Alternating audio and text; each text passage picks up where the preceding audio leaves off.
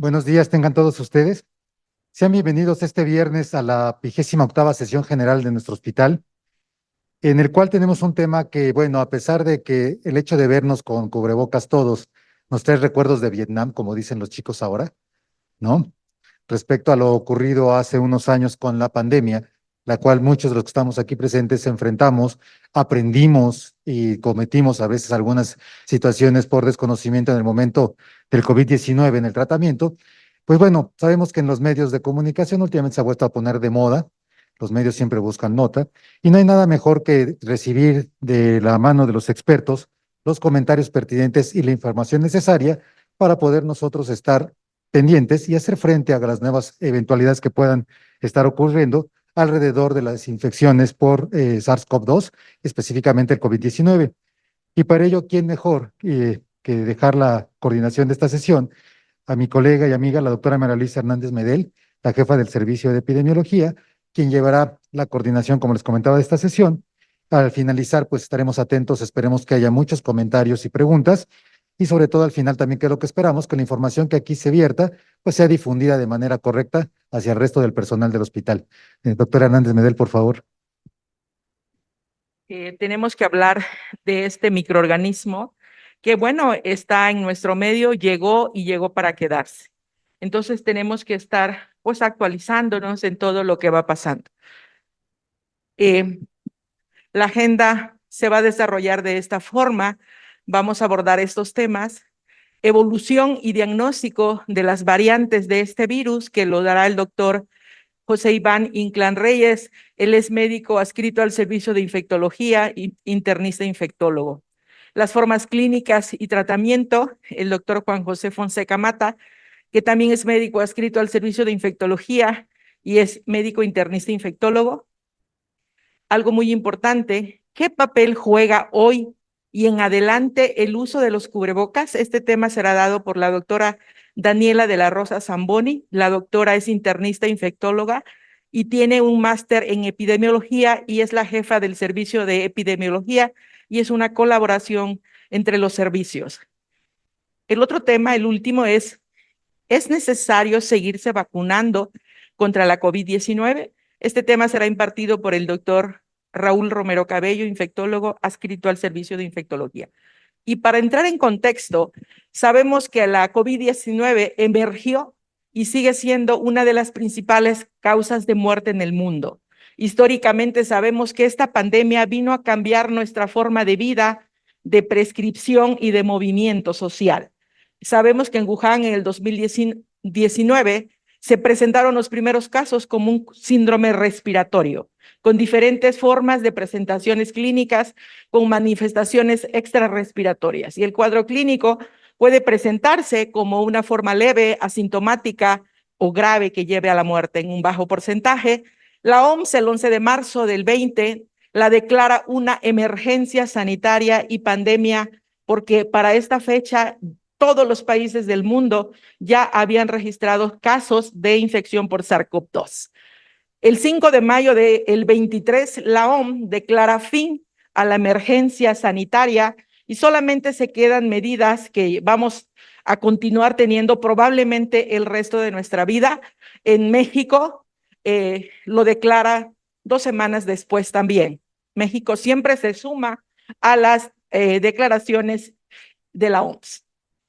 Para ubicar la COVID-19, vean ustedes, en el 2020 se ubicó en la tercera causa de muerte a nivel mundial y en el 21 como la segunda causa de muerte a nivel mundial. Bueno, pero principalmente a nosotros nos interesan las Américas. En este periodo del 20 al 21 se ubicó como la principal causa de muerte en las Américas, a lo cual nosotros pertenecemos. A la fecha, van aproximadamente entre 13 y 15 millones de muertes en este periodo.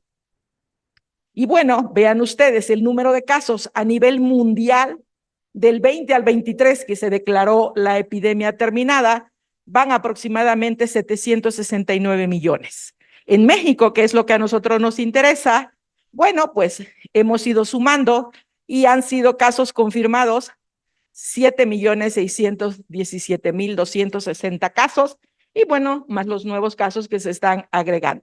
Esto es muy importante. Sabemos que México figura dentro de los principales 5 países donde hubo la mayor mortalidad. Vemos el país que tuvo la mayor mortalidad fue Estados Unidos, seguido por Brasil, por Rusia, pero son China, India, pero estos países son de grandes territorios. O sea, el doble o el triple del territorio de México, y nosotros aparecemos en el 5º lugar, lo cual nos tiene que poner a pensar para desarrollar nuevas estrategias para detección oportuna y prevención, ya que nosotros en esta pandemia, en este periodo tuvimos una alta mortalidad. Entonces ahorita nos está dando tiempo para que nosotros establezcamos esas estrategias para disminuir la mortalidad en nuestra población. ¿Por qué decidimos actualizarles y darles este tema el día de hoy?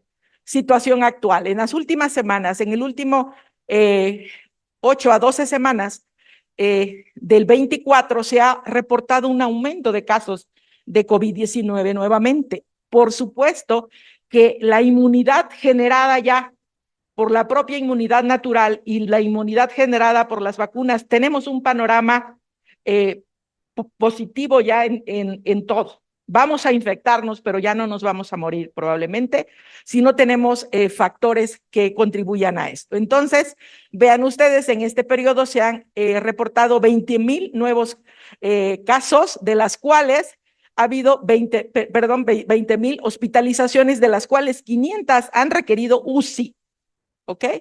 Y estas hospitalizaciones principalmente se han dado en las Américas, o sea, en nuestro continente. Por eso es tan importante. Y aquí vemos nosotros el comportamiento, por ejemplo, a un año, ¿no? Aquí tenemos octubre del 23, enero de este año y lo que va de julio. Y por supuesto que aquí ya va en la próxima gráfica que saque la OMS, probablemente haya un aumento.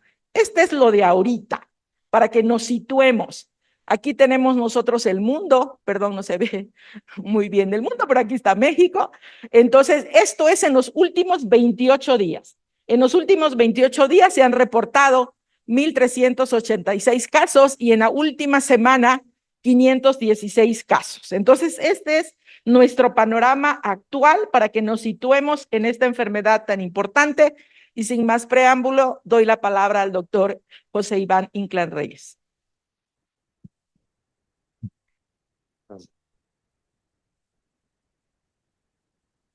Bueno, buenos días. Vamos a comenzar.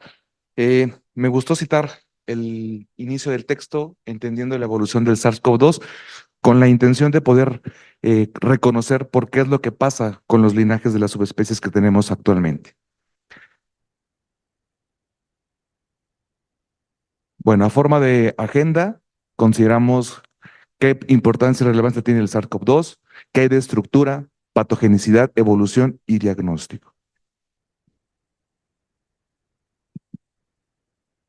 Bueno, desde la aparición, recordar, 2019, el primer caso documentado en Wuhan, se han documentado aproximadamente 641 millones de casos aproximadamente documentados y 6.7 millones de muertes asociadas directamente a la etiología de SARS-CoV-2. ¿Qué nos dejó la pandemia como aprendizaje? Bueno, estuvimos ante la evidencia de un cambio morfológico estructural de los que se documentan cada 30, 40 años, en lo que ocasionó este cambio de SARS-CoV-2.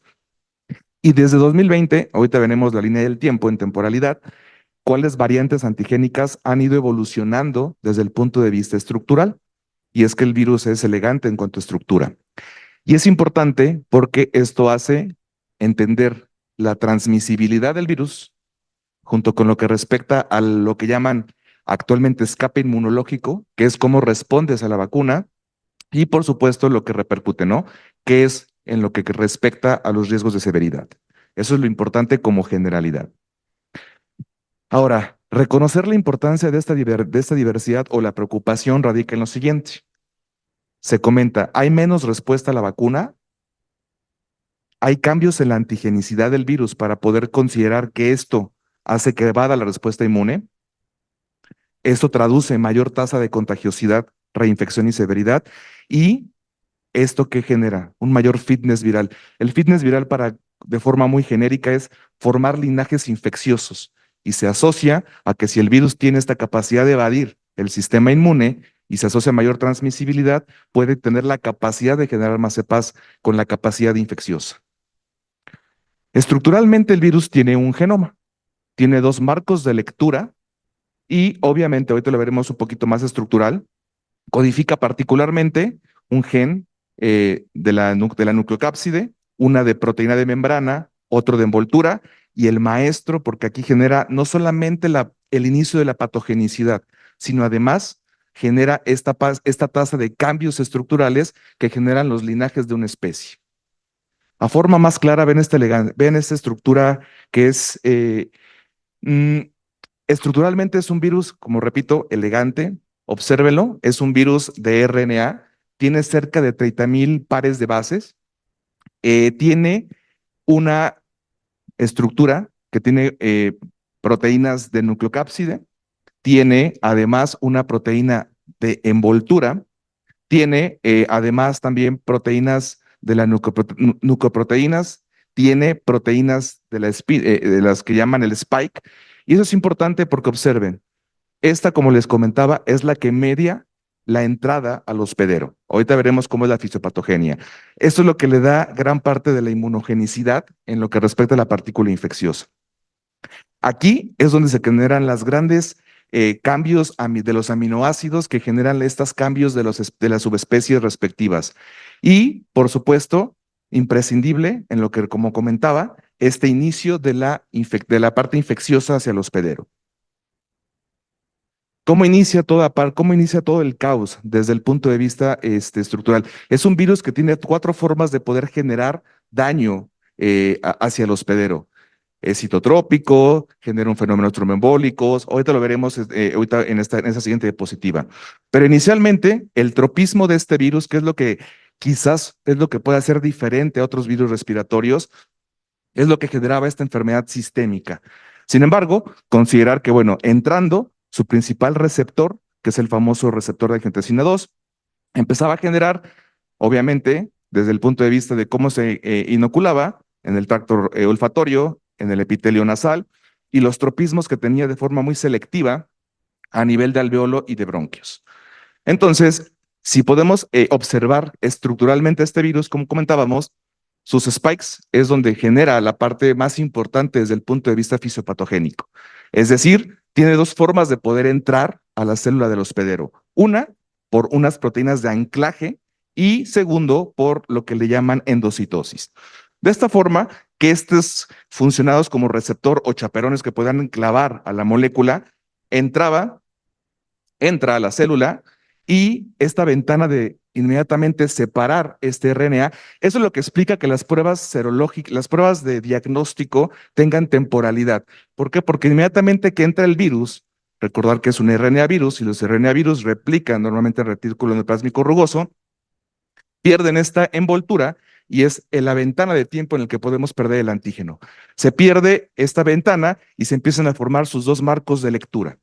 Inmediatamente empiezan a formarse primero proteínas no estructurales o de relevancia y se empieza a generar, si empieza de 5' a 3', empieza la síntesis de este nuevo virus en sentido contrario del 3,5'.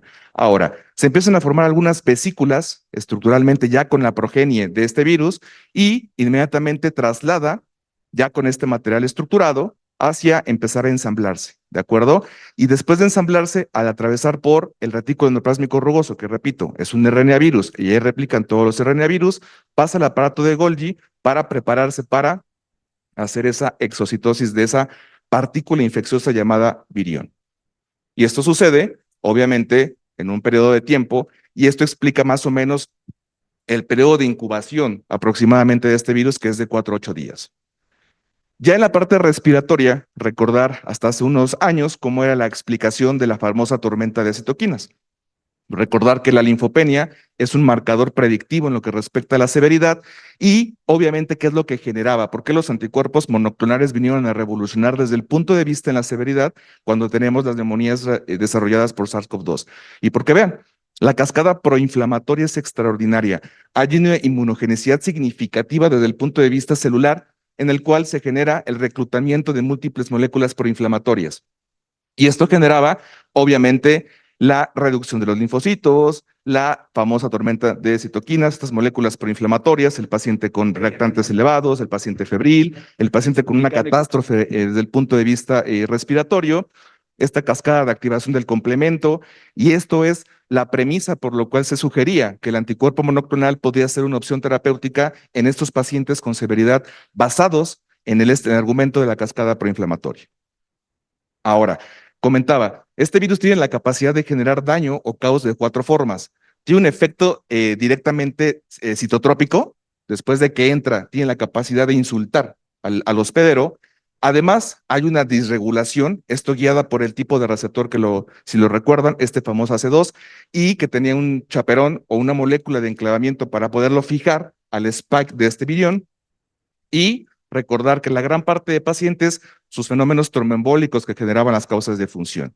Y esto también era generado por la capacidad de generar esta tromboinflamación que generaba este dímero D elevado y estas tromboembolias o fenómenos isquémicos que documentamos, sobre todo al principio, cuando no conocíamos la fisiopatogenia de SARS-CoV-2.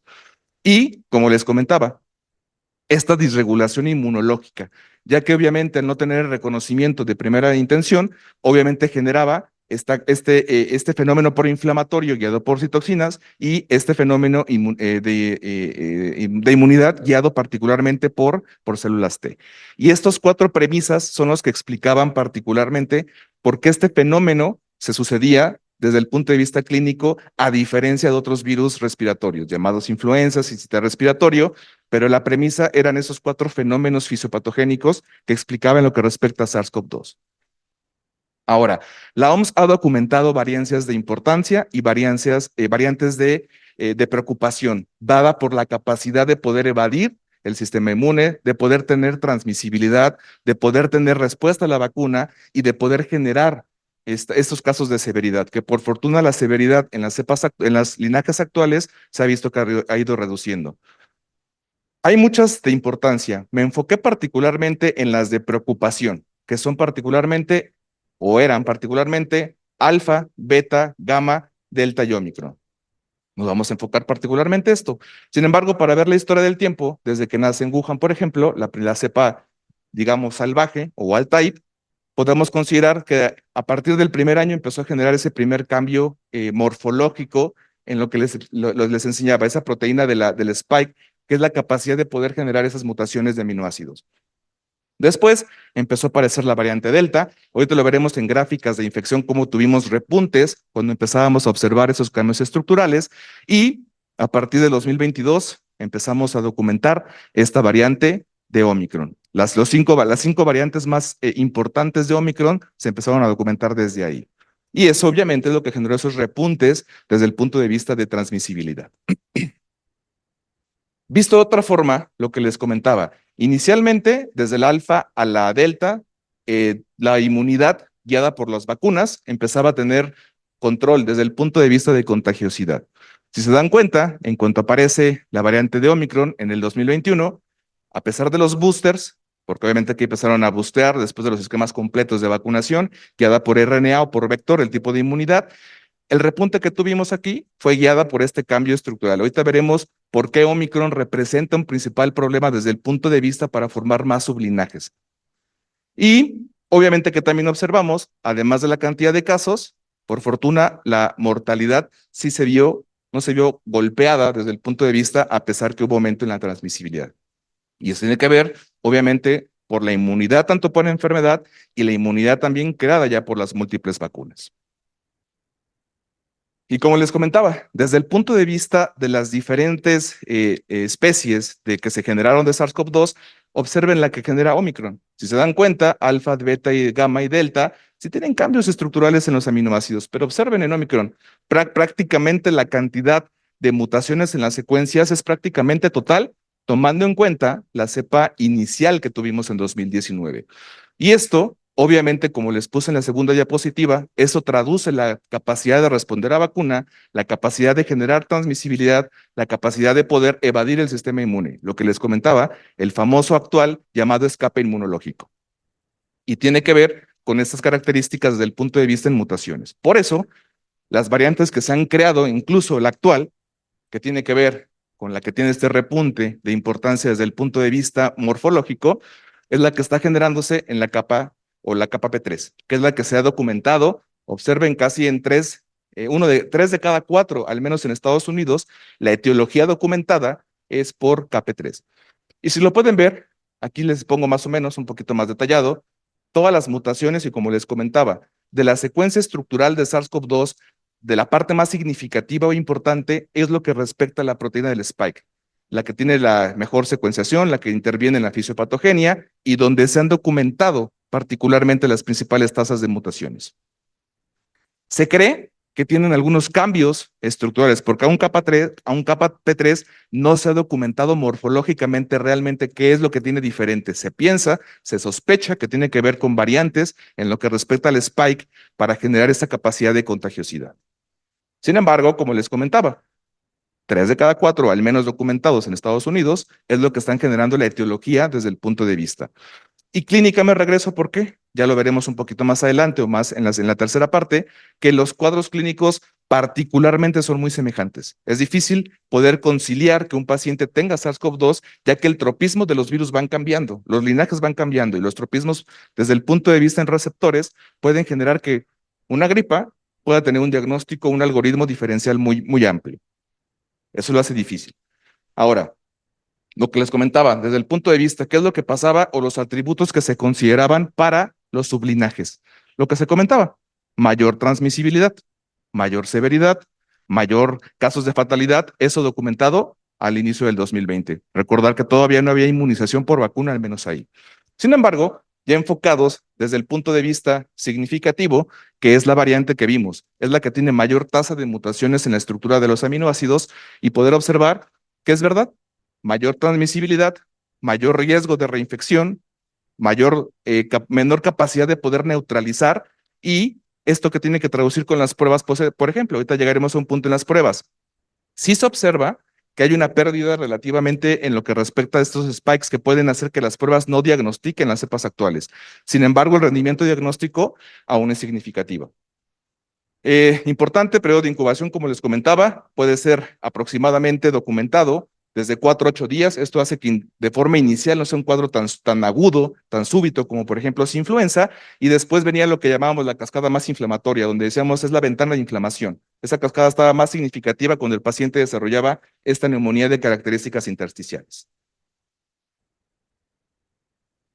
Y una correlación inversa, es decir, a mayor severidad había una respuesta inmunogénica mucho más severa, menor capacidad de producir anticuerpos, es decir, mientras más anticuerpos había una característica de poder cursar con una infección incluso indolente o asintomática, y a mayor actividad inmunológica se suponía que había esa cascada proinflamatoria más severa.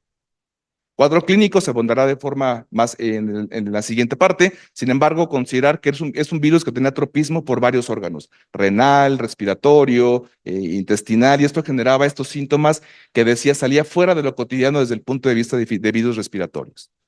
Ventanas de diagnóstico, importante conocer por qué. Porque como todo virus, hay periodos de eclipse, estás infectado y no hay pruebas diagnósticas que te pueda hacer. Esto es lo que anteriormente se decía, estás infectado y puedes contagiar, ya que no tienes ninguna prueba diagnóstica para poder categorizar que estás infectado por este virus. Después, el máximo boom del tiempo en el antígeno, recordar, entra y se pierde la envoltura. Entonces, la capacidad del antígeno tienes entre 5 y 7 días como el nadir más importante para decir que la utilidad de esa prueba es significativa. Y por supuesto, la PCR, que sigue siendo el gold estándar desde el punto de vista para detección. Los anticuerpos que se generaban desde el punto de vista tanto por vacuna, por infección, tardan al menos 2 semanas en poderse producir. Esto pasaba que aunque te vacunaras, la exposición todavía no generaba esa respuesta inmune, ni por enfermedad, ni por inmunización. Entonces, reconocer cuál es la utilidad de una prueba diagnóstica ante la sospecha. Y las serologías no son pruebas diagnósticas, solamente son estudios epidemiológicos y cuando tenías un antígeno, una PCR negativa y tenías alta sospecha, podías generar la probabilidad de generar utilidad de los anticuerpos.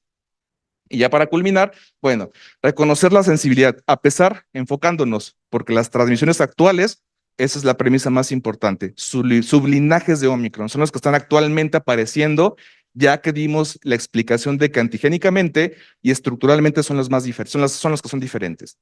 Sensibilidades todavía en lo que respecta a las variantes de Omicron y particularmente B1, arriba del 80%, y para forma más categórica, son los ciclados o carga viral, si lo quieren ver así. Menos de 25 es significativo o alta carga viral. Arriba de 25 incluso es material no infectante, de poca relevancia, ¿de acuerdo? Eso es lo que explica los diferentes puntos de corte. Pero podemos observar que, a pesar de esto, sigue siendo una prueba desde el punto de vista diagnóstica en el antígeno arriba del 80%. Y las PCRs comentadas como diagnóstico, a pesar que se ha documentado que hay algunos linajes tienen pérdida de esta capacidad de diagnóstico, siguen manteniéndose cualquiera por encima del 85%, en lo que respecta a sensibilidad y bien especificidad. O sea, siguen teniendo esa utilidad diagnóstica, la siguen teniendo. A pesar de las variantes estructurales del virus, siguen teniendo un rendimiento diagnóstico correcto en lo que respecta a SARS-CoV-2. Y solamente para concluir, ya para continuar con la siguiente parte, las seroespecies y sus linajes son de preocupación respecto solamente a respuesta a tratamientos, a inmunogenicidad y a capacidad de transmisibilidad. El escape inmunológico es lo que representa que nos podamos seguir contagiando, ¿de acuerdo? Ya que obviamente hay más evasión desde el punto de vista inmunológico. Periodo de incubación es quizá de los pocos datos que puedes considerar solamente desde el punto de vista para presumiblemente decir que pueda ser un caso sospechoso. Clínicamente es prácticamente imposible, ya que los tropismos del virus de cada linaje es prácticamente semejante a cualquier virus respiratorio. Y la utilidad de pruebas diagnósticas, como lo vieron, si quieres pedir un antígeno al día 10, probablemente va a salir negativo. Si quieres pedir una PCR al día 1, probablemente va a salir negativo. Y la utilidad de la serología es prácticamente en caso de que quieras un estudio epidemiológico o tengas alta sospecha con antígeno y prueba de PCR negativa. Listo.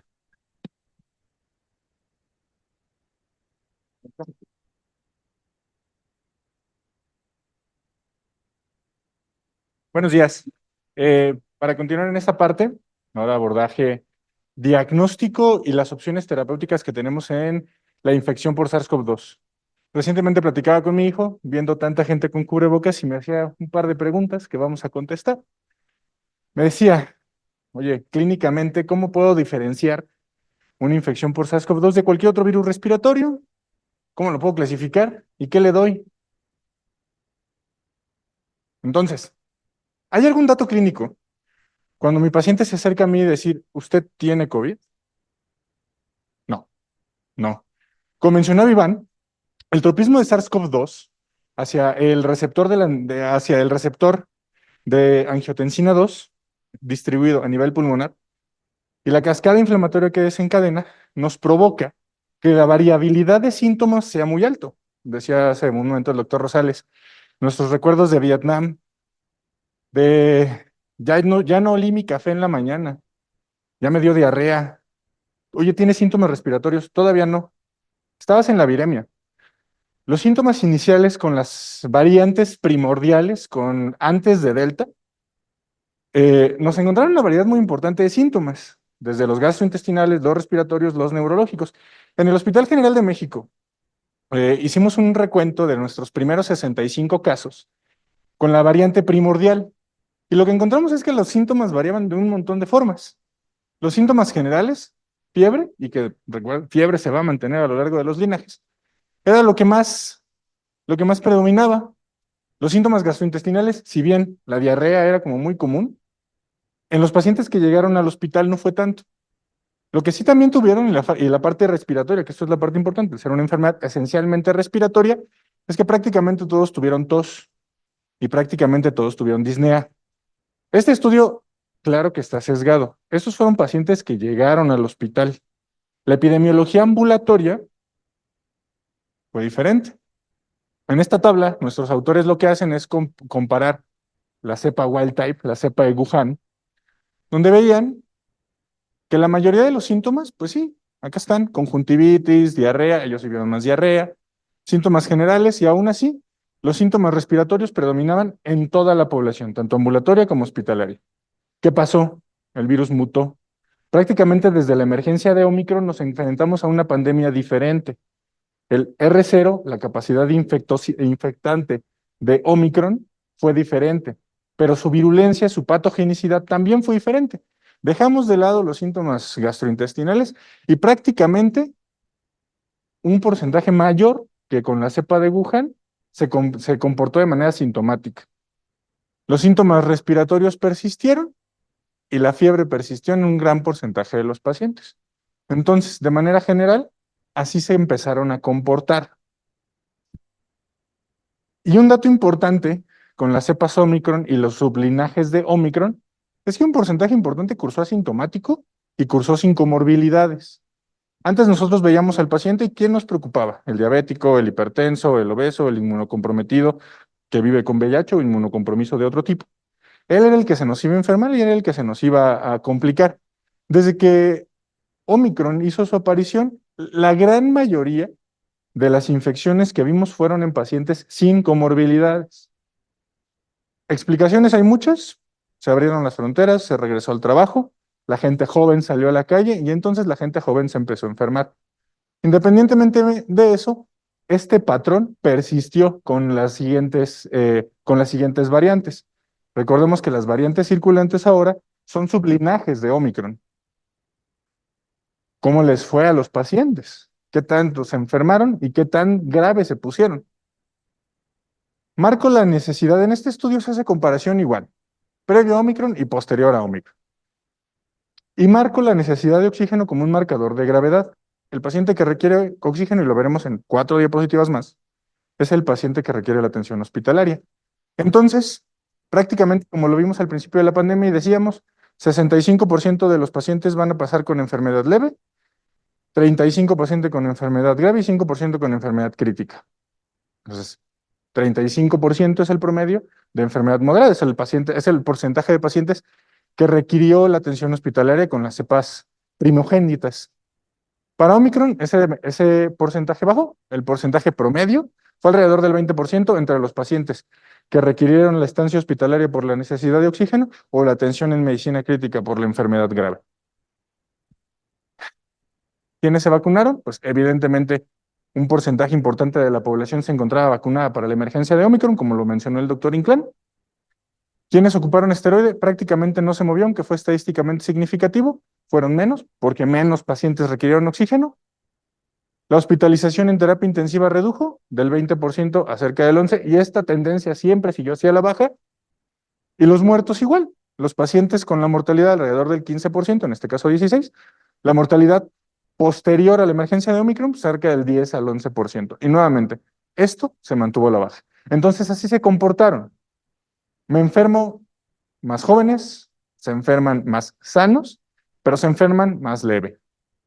La tabla que mencionaba la doctora Hernández, para México, en la última semana, 516 casos, y como vemos, empezamos nuestra curvita de ascenso. ¿Por qué es importante la epidemiología?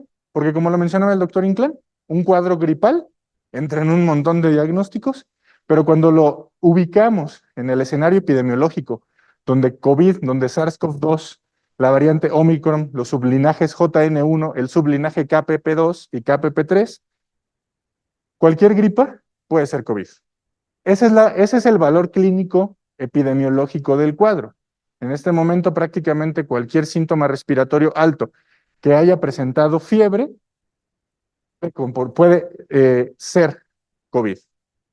¿Cuál COVID? Ya se mencionó y se ha mencionado que la cepa predominante es la KPP2 y KPP3. Para México, en el observador de la OPS, nuestra variante primordial es la JN1 hasta la semana pasada.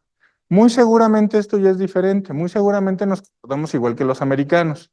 JN1 va a ser desplazada por KPP2 y KPP3. KPP2 y KPP3 es un sublinaje de Omicron, que es un sublinaje de JN1. Entonces, esto es lo que nos está enfermando. Estos 516 casos muy seguramente son JN1. Ahora bien, ¿cómo hacemos el diagnóstico antes de pasar a la parte del tratamiento? Pues, como todo en medicina, pues es un conjunto de cosas. Vemos la clínica, ¿cuáles son los síntomas que nos tienen que predominar? Síntomas respiratorios altos más fiebre. Así, el grande rasgo es eso. Epidemiológicos, pues tenemos que estar a las alertas, vemos que estamos en la curva de ascenso. ¿Cuánto va a durar? Esperamos que dure de 3 a 4 semanas nuestra curva de ascenso, en el momento de que termine nuestra curva de ascenso. ¿Podemos hacer evaluaciones radiográficas? Sí, en el paciente que requiere la hospitalización. el manejo ambulatorio, la realización de estudios de imagen en pacientes sin requerimiento de oxígeno y sin necesidad de hospitalización no tiene un valor predictivo positivo adecuado. Radiográfica al hospitalizado. Y la biología molecular, el diagnóstico final de cuentas, como se mencionó, es molecular, o es una prueba de antígeno o es una prueba de PCR. Se mencionó las mutaciones y voy a hacer solo una pequeña acotación al diagnóstico molecular. Las pruebas antigénicas que fueron ideadas para Wuhan, Omicron, Alfa, Delta, mantienen utilidad, porque si bien hay mutaciones en la proteína Spike, el piquito de la corona del coronavirus, estas mutaciones son puntuales. Son ese montón de listas y números que dicen SBB1, XB1. Pero la estructura general de Spike en sus subunidades S1 y S2 se mantiene. Por eso el antígeno aún funciona. ¿Bajo su sensibilidad? Sí. De los más evaluados, el PanBio, el de Abbott, no tengo ningún interés económico con eso, mantiene sensibilidades arriba del 85% durante la primera semana. Entonces las pruebas antigénicas nos siguen sirviendo. Y el diagnóstico confirmatorio va a seguir haciéndose con PCRs. La PCR, de manera general, busca la nucleocápside, la proteína de la nucleocápside, esas bolitas adentro del círculo de la corona. Y esas han tenido menores mutaciones aún en subvariantes de Omicron. Entonces, antígenos, no puedo hablar de todos. ¿Puedo hablar del PanBio de Abbott? Sí, funciona dentro de la primera semana del cuadro. ¿PCRs funcionan? Sí, prácticamente cualquiera. Y cuando tenemos todo eso, pues bueno, ya hicimos nuestro diagnóstico, usted tiene COVID. ¿Qué le voy a dar? Y eso me preguntaba mi hijo. Bueno, ¿cómo los podemos hablar primero? ¿Qué tan grave está? Hay muchas escalas de gravedad. De las que se dieron al principio fueron el CAL-SCORE. El CAL-SCORE tiene la ventaja, bueno, las dos escalas que voy a mencionar son para pacientes hospitalizados. El CAL-SCORE tiene la finalidad y tiene la facilidad que se calcula súper rápido. Solo requieres linfocitos, DHL, la edad y saber si tiene alguna enfermedad. Lo metes en una calculadora, sumas, restas y lo clasifica en 3. ¿De qué te sirve clasificarlo? Para ver cómo le va a ir. Un paciente joven, sin comorbilidades, aunque tenga una DHL de 400, le va a ir bien, que es la gran mayoría de pacientes, que es la gran mayoría de pacientes incluso hospitalizados por otra razón, que ese es el nuevo escenario. Clases B y C, me tengo que cuidar. ¿Quiénes entran en las clases B y C? Pacientes obesos, pacientes diabéticos, pacientes hipertensos o pacientes con alguna alteración de la inmunidad. Y hay que recordar a estos pacientes ahorita que hablemos del tratamiento. La otra escala, esta es para riesgo de progresión. La otra escala importante y que utilizamos mucho, creo que ya me quedé sin batería. La otra escala importante, ¿me podrán ayudar? Ahí está. Es la escala de COVID-Gram. La escala de COVID-Gram también la utilizamos mucho. Es una escala más amplia, es una escala para pacientes graves. Lo que nos dio es el riesgo de mortalidad. Para eso servía el COVID-Gram en el hospital. Pacientes con COVID-Gram bajos, el riesgo de mortalidad era bajo. Moderado y alto, ya nos metíamos en otro asunto. Entonces, ¿estas sirven? Sí, sí sirven para el paciente hospitalizado. ¿Qué hago con el paciente que va en consulta? Tanto la NIH, los Institutos de Salud de Estados Unidos, como México, hizo la clasificación de la gravedad de COVID por la necesidad de oxígeno. Le pongo el oxímetro a mi paciente y lo puedo clasificar. Si es un paciente que un cuadro clínico sugerente y una prueba antigénica o PCR positivas, pero no requiere oxígeno, es un paciente no grave. Es un paciente que se dará tratamiento sintomático y se enviará a casa. ¿Requiere oxígeno? Primero, ese paciente se va a tener que ir al hospital. Y segundo, las opciones terapéuticas no se acrecentan. Es un paciente crítico, es un paciente que no solo requiere oxígeno, sino que requiere altos flujos de oxígeno o apoyo multiorgánico. También las opciones terapéuticas van a variar. Entonces, teniéndolo clasificado, ¿me ayudan con la que sigue, por favor? Creo que se quedó sin pila. Teniéndolo clasificado, nos preguntamos, ¿qué opciones terapéuticas existen? Existen varias. Existen varias y va a depender de la gravedad de nuestro paciente. ¿Cómo lo clasifico? Su necesidad de oxígeno. ¿En qué momento de la enfermedad está? ¿5 días como punto de corte, por lo que explicaba el doctor Inclán? ¿O ya pasamos de los 5 días? Y de la disponibilidad, ¿qué tengo para darle a mi paciente? Y esto lo recordamos por esto. Recuerden que en la primera etapa, y relacionando al ciclo viral, la primera etapa, los primeros días, lo que nos importa es la replicación viral. el uso de antivirales, el que tengamos a disponibilidad, si es que los tenemos, sirve aquí. Aquí es donde el virus está haciendo esto, la liberación de la nucleocápside, la retroreplicación, la conversión de RNA a DNA y la replicación total. Pasando estos 5 o 7 días, lo que sigue es la cascada inflamatoria. Es todos estos componentes inmunes que van a poner mal, o al menos dar síntomas a nuestros pacientes. Y aquí es donde nos beneficiamos es de la terapia antiinflamatoria, inmunomoduladora. Ese es el dibujito. Y estas están las opciones terapéuticas que tenemos en investigación hasta 2023. Algunas de estas opciones ya fueron.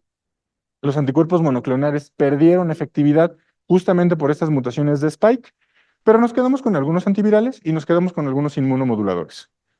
¿Qué le vamos a dar a cada quien? Y con estas casi vamos a terminar.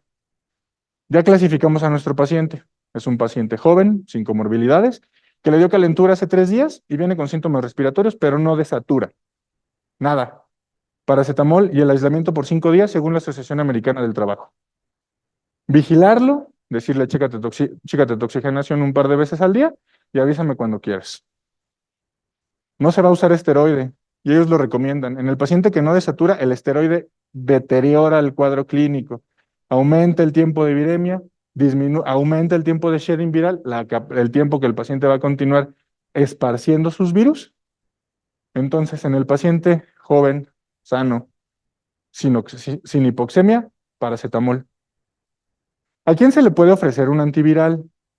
A estos pacientes que dije hace rato. Si bien soy un paciente que no tiene hipoxemia, soy un paciente que tuve un cuadro hace 4 días, pero soy obeso, tengo diabetes, soy hipertenso, tengo lupus y tomo algún inmunomodulador de los que dan mis compañeros de reumatología, probablemente tú te vas a beneficiar del uso de antivirales si estás en los primeros 5 días. ¿Cuál es el antiviral que de primera línea recomiendan los institutos americanos de salud? El Paxlovid. El Paxlovid iniciando dentro de los primeros 5 días con la dosis estándar es el antiviral de recomendación. Remdesivir también en situación semejante. El problema del remdesivir es que solo es aplicación intravenosa, pero se puede dar de manera ambulatoria, acudiendo a las OPAT. Y el molnupiravir con un menor nivel de recomendación se puede dar en este escenario. Otra vez, jóvenes, cuadro reciente, pero con alguna comorbilidad con riesgo de progresión. Estas son las opciones, las que pudiéramos llegar a tener a consideración. Mi paciente ya está hipoxémico. Aire ambiente me desatura 80%. Mi paciente va a requerir hospitalización. La recomendación de manejo del paciente que requiere oxígeno es en el hospital. Y en el paciente, en general, de aquí para adelante, ahora sí, a todos se va a recomendar dexametasona. Se va a recomendar la inmunomodulación. Estos pacientes típicamente ya son aquellos que pasaron a la parte inflamatoria. Y el backbone, la base del tratamiento, es la inmunomodulación con esteroide. ¿Cuánto? Hay varios esquemas. El esquema ACTA fue de 8 miligramos cada 24 horas, 6 miligramos cada 24 horas, perdón, por 10 días hasta el egreso del paciente. Pero dexametasona aquí sí se puede utilizar. ¿Qué más le puedo agregar? Generalmente este paciente ya pasó de la etapa viral, entonces de los antivirales, el que tiene recomendación es el remdesivir. El Paxlovid deja de tener recomendación en cuanto el paciente requiere oxígeno. No porque no sirva como antiviral, sino que en los estudios pivotales de Paxlovid, en el paciente que ya requería oxígeno, no hubo cambios o no hubo impacto ni en mortalidad, ni en hospitalización, ni ningún desenlace importante. Entonces, por eso aquí Paxlovid sale del cuadro de recomendaciones. No porque no sirva, sino porque no impacta en los estudios pivotales de Paxlovid. El que sí lo hizo fue remdesivir. Entonces, nuestro paciente ya está muy mal. Nuestro paciente desatura el 60% y trae una tos disneizante y cianosante. Lo pongo en cánulas de alto flujo, lo pongo en no invasivo o lo intubo. ¿Y qué puedo utilizar en ese momento? Dexametasona, sigue siendo la base. Los antivirales aquí dejan de tener una mayor relevancia. Se puede seguir utilizando el remdesivir si es dentro de los primeros días de la enfermedad, pero prácticamente para el paciente crítico y grave, el tratamiento es antiinflamatorio. Dexametasona acompañado ya sea de tocilizumab o baricitinib, que esa es la experiencia del Hospital General de México, o dexametasona sola. Para los pacientes graves, realmente graves, los críticos que vimos en la pandemia y que afortunadamente ya no existen tanto, Tratamiento esteroide, tratamiento inmunomodulador. Para el paciente de terapia intensiva, los antivirales tienen poca evidencia y el manejo es inmunomodulación. ¿Por qué? Pues bueno, así vemos. Y solo de recordar que cuando vamos a dejar que Nilmetravir, que Paxlovid, sí es un antiviral discretamente superior por su posología, pero hay que recordar las interacciones. Más o menos esta es la línea de tiempo que tenemos que pensar cuando vamos a dejar un antiviral, quitando los monoclonales, porque estos perdieron utilidad, el resto tienen utilidad. Y concluyendo, le digo a mi hijo, bueno, pues el diagnóstico va a ser multimodal, no hay una sola forma que me diga que mi paciente tiene COVID. La confirmación va a requerir un estudio molecular, los estudios moleculares que tengo a disponibilidad me siguen sirviendo. El tratamiento, pues va a depender de en qué momento entro en contacto con mi paciente y qué tan grave está. Antivirales para las etapas tempranas, inmunomoduladores para las etapas tardías y terapia de soporte. Con esto termino mi participación. Le dejo la palabra a la doctora de la Rosa. Gracias.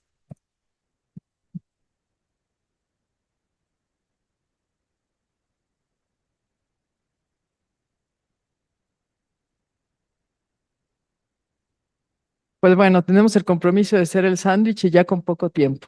Vemos en esta diapositiva una serie de gotitas, o es al menos lo que quise representar, que a lo mejor no concuerden en el título. Y en realidad es a propósito, no es una bonita imagen que no tiene nada que ver, y yo amo las gotitas y por eso la puse. Y es a propósito porque en base a las definiciones de...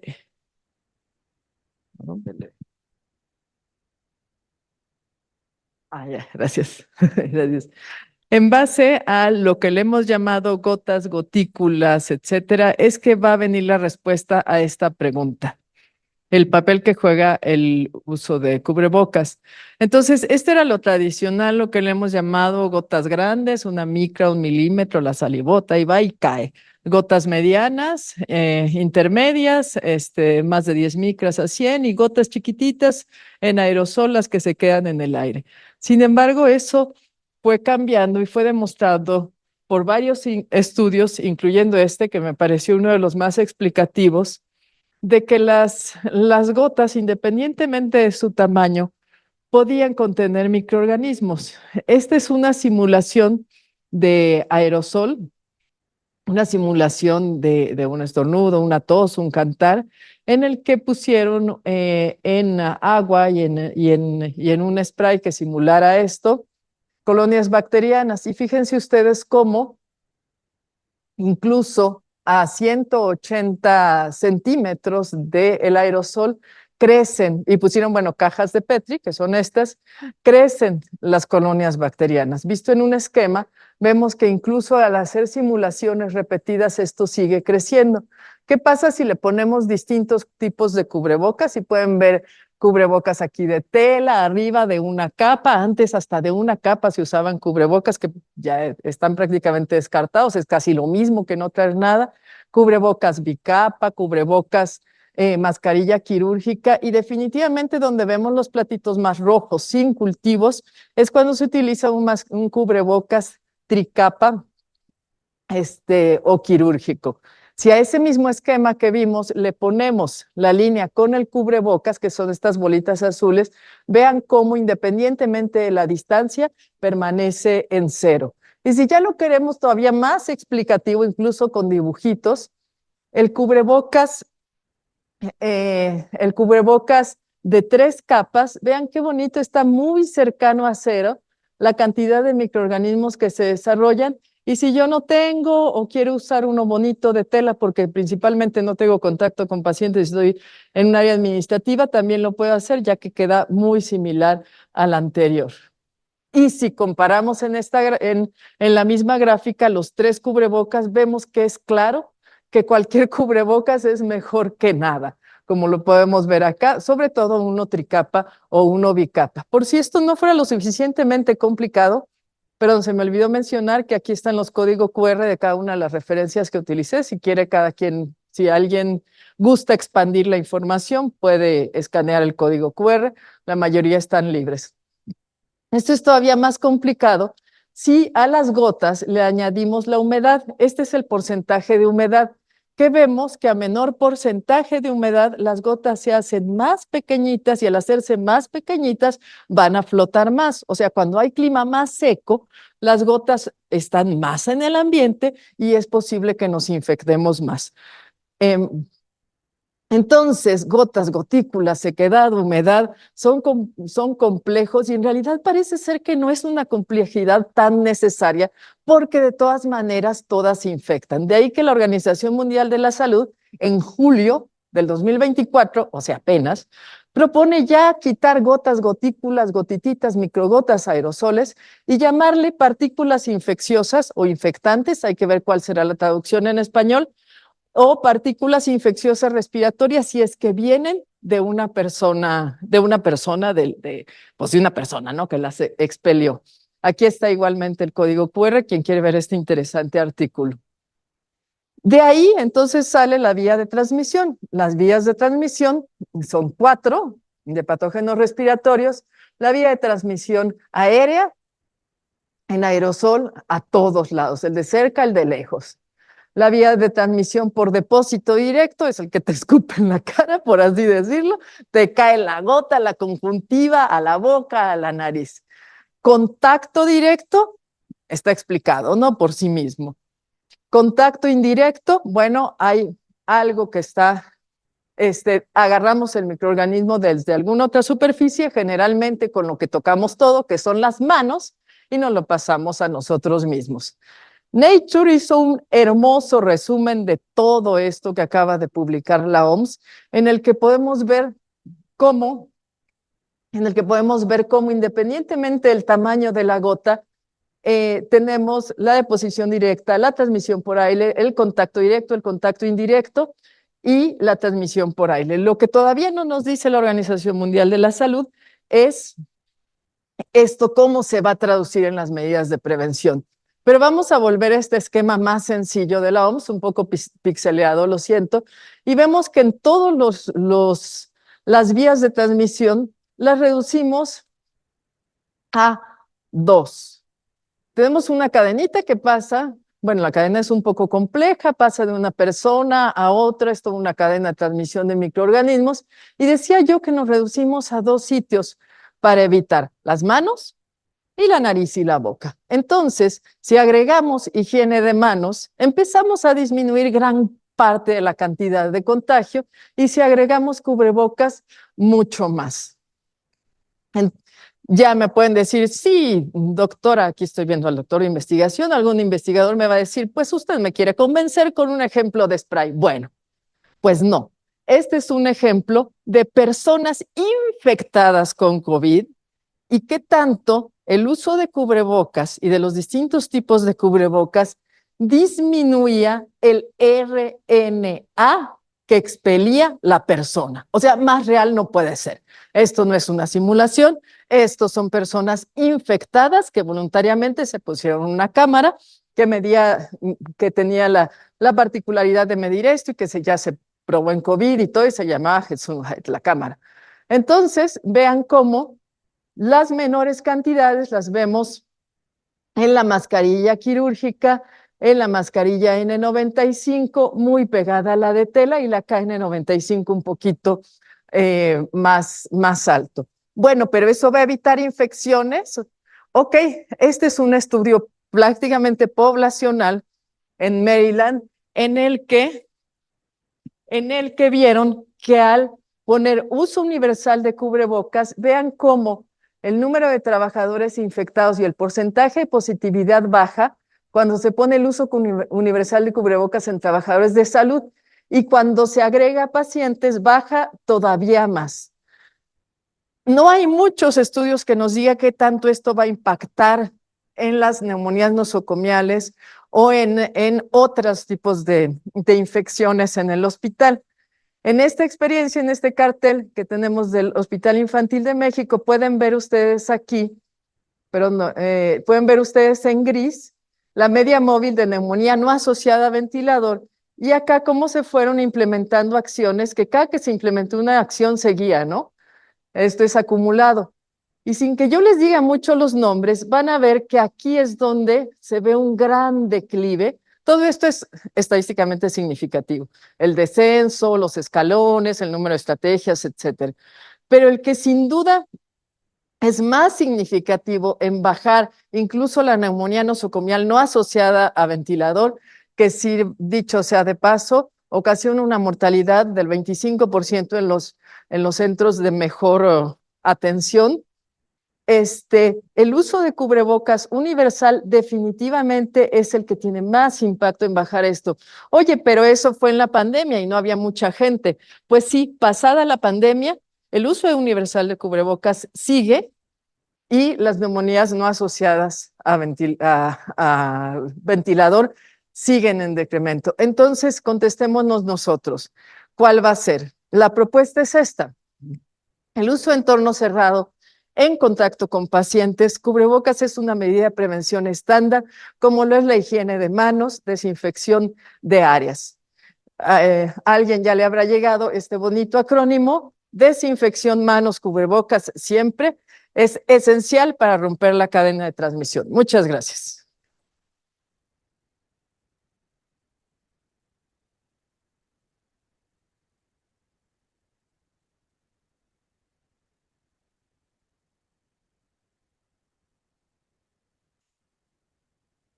Quedaste con él.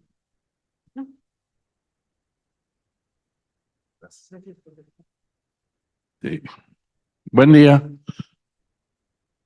Se te intituló la presentación ¿Debemos seguir vacunándonos para el COVID?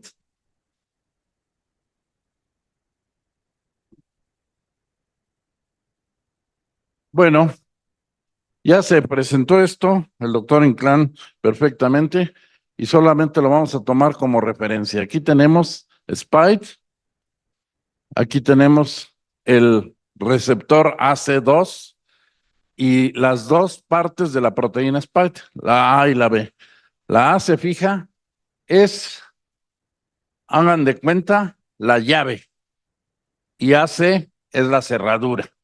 Entonces, la llave entra en la cerradura, ya se ancló, y entonces se activa la segunda parte, que es esta, y mediante la activación de esa segunda parte, hace que la membrana celular empiece a cambiar para poder penetrar por endocitosis, como se dijo claramente.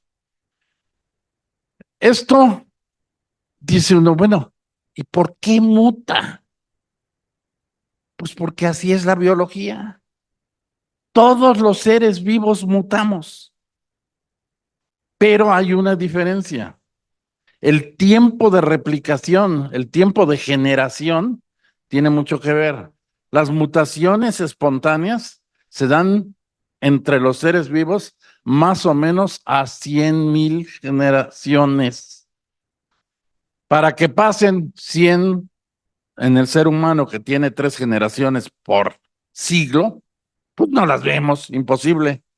Pero los virus se replican más o menos cada 2 minutos. Hay virus que se replican cada minuto. Eso quiere decir que al paso de una hora ya tenemos muchas generaciones nuevas. Ya pasamos del abuelo al tataranieto, ¿sí? Y eso hace posible entonces que haya estos cambios. Y estas mutaciones nos cambian las capacidades. No vamos a hablar de todas las mutaciones del virus, solamente vamos a hablar de las mutaciones, como lo dijo Iván, en Spike. Esto es bien importante, ¿sí? Mientras más virus hay en el mundo replicándose, más generaciones y generaciones y generaciones, o sea, más probabilidades de que más rápido haya una mutación. Entonces, cuando todo el planeta estaba infectado, como ha estado en la pandemia, pues esto hace que sea demasiado rápido, como lo hemos vivido, ¿sí? Entonces, estas mutaciones, importantemente para clasificarlas, ha sido en función de su propagación, si se hacen más transmisible el virus o no, y la severidad de la enfermedad, ¿sí? Entonces, capacidad de transmisión y gravedad de la enfermedad. Nos regresamos otra vez con Spike y todos estos puntitos son proteínas en donde hay un cambio y eso genera una mutación. Ya se habló de alfa, beta, gamma, etcétera, etcétera. ¿Por qué nos estacionamos en Omicron? Porque Omicron ya presentó 50 mutaciones con respecto al virus original, al virus Wuhan. Esto es que entonces Spike de Omicron, pues es muy diferente del Spike original, ¿sí? Y esa es la clave. Entonces, Omicron nace en el 21 y se le da como nombre B1351. Y resulta con esas 50 mutaciones ser brutalmente más contagiosa, ¿sí? Y además evade la respuesta vacunal, no al 100%, pero la evade importantemente. Entonces, de esa manera, entonces Omicron se destaca dentro de todas las mutaciones, de todas las variantes y los linajes, como el más trascendente. Y luego Omicron empieza a tener variantes o linajes o sublinajes. ¿Me pasa la que sigue, por favor? ¿Sí? Y entonces aquí tenemos, en noviembre del 21 aparece Kraken, en octubre del 22, perdón, aparece una variante de Omicron, XBB 1.5, Kraken, se le llamó por ese monstruo marino de la literatura griega, ¿sí? De la mitología. Luego aparece hacia agosto del 23, o sea, hace un año, aparece otra variante, una subvariante de Omicron que se llama Pirola. Y Pirola se veía como que iba a ser la dominante y no fue. ¿Qué ha pasado de hace un año para acá? De Kraken viene Pirola. De Pirola, hija de Pirola, JN1 en septiembre del 23. ¿Sí? Y en el 23 va dominando hasta el 73%, 74% de la población. Pero ya para el primer semestre del 24, J1 tiene hijos. Y estos hijos son KP2, KP3 y LB1. Y les llamaron variantes Fritz porque son los niveles en donde la proteína mutó. Entonces, por eso es el título. Y llegamos a julio, o sea, al mes pasado. Y en el mes pasado vemos que J1 casi desapareció. KP2 está importante, pero va para abajo. KP3 empieza a predominar y LB1 todavía no se le ve color. Y esa es nuestra situación para agosto. La otra cosa interesante es que ya durante estos años ya hay una ruta en América. Las nuevas variantes aparecen en el norte, Canadá y Estados Unidos, y empiezan a bajar México hasta la Patagonia. Entonces, lo que se presentó hace rato de predominio de KP2 y KP3 en Estados Unidos, pues ya está llegando a México y seguramente en este momento los casos que estamos viendo con un incremento es la nueva ola que genera entre KP2 y KP3, lo más probable es que sea KP3. Entonces, esto que se publicó hace muy poco, pues era el escándalo en Estados Unidos y ahí están los colorcitos de más verde, cómo va predominando KP3. Sí, entonces en Estados Unidos ya va predominando KP3, probablemente nosotros estemos al final de KP2 y entrando en KP3, ¿sí? ¿Qué pasa? Pues si tiene capacidad de transmitirse, se va apoderando. De esto le llamamos epidemiología molecular, ¿sí? Y si además es capaz de volver a infectar al que ya estuvo infectado por COVID, bueno, y aquí viene la pregunta, ¿y por qué si ya tuve COVID me vuelvo a infectar? ¿Y por qué si ya me vacuné y me vacuné una o dos o tres, y no voy a hacer una encuesta aquí, pero Aquí podemos ver que hay quien se puso una de COVID y hasta 4 o 5 de COVID. Del original. Todas las que nos pusimos en aquel tiempo fue del virus original, con las características moleculares del spike original. ¿Sí? Bueno, todo esto genera anticuerpos, sea infección o sea vacunación. Y estos anticuerpos que aparecen en las IgG, que son las que nos interesan 2 semanas después, son anticuerpos neutralizantes. Y aquí es la clave para contestarnos por qué nos volvemos a infectar. Son anticuerpos neutralizantes y se fijan a los puntos antigénicos o inmunogénicos de spike. Entonces, esta es una llave. Y si a esa llave le pego cola loca en algunos puntos, entonces la llave ya no embona bien. Y entonces la protección se perdió en esa proporción de cuánto cambié la llave. ¿Sí? ¿Está claro? Entonces, ¿por qué nos infectamos nuevamente? Pues porque el virus ya es diferente, inmunológicamente es distinto, antigénicamente. Y como la respuesta inmune es molecularmente específica, pues eso hace que entonces ya no estemos protegidos al 100%.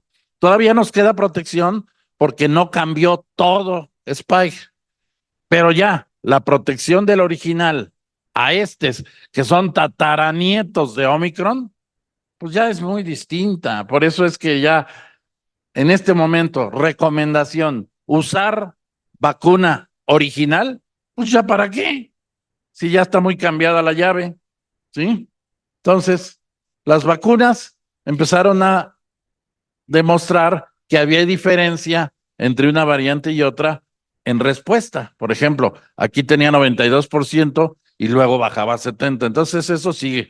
La otra cosa importante es que la inmunización de COVID no es esterilizante. ¿Qué quiere decir eso? Que los vacunados, o sea, no quedamos inmunes al 100%. Un vacunado se puede reinfectar porque no acaba. No es la vacunación del sarampión.